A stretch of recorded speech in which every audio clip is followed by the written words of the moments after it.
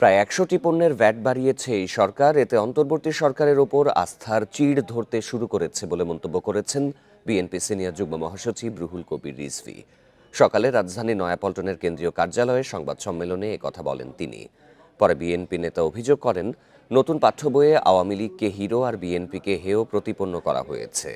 পতিত আওয়ামী লীগ সরকারের কার্যক্রম অন্তর্বর্তী সরকারের শিক্ষা মন্ত্রণালয় অব্যাহত রেখেছে বলেও দাবি করেন তিনি। এনসিটিভিতে কর্মরত আওয়ামী লীগের দোসররাই পাঠ্য বইয়ের মাধ্যমে শিক্ষার্থীদের মধ্যে বিভ্রান্তি ছড়াচ্ছে বলে অভিযোগ করেন তিনি।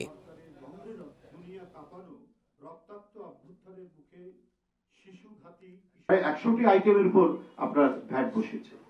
অল্প নয়, ১ টাকা নয়, অধিকাংশই হচ্ছে আপনার ১৫ টাকা। ১৫% বৃদ্ধি করেছে, 15% বৃদ্ধি করা হয়েছে। এটা চারটি কোনো ব্যাপার। ডক্টর ইউনূস সাহেবের সরকার মানুষের যে আস্থা, সেই আস্থা তো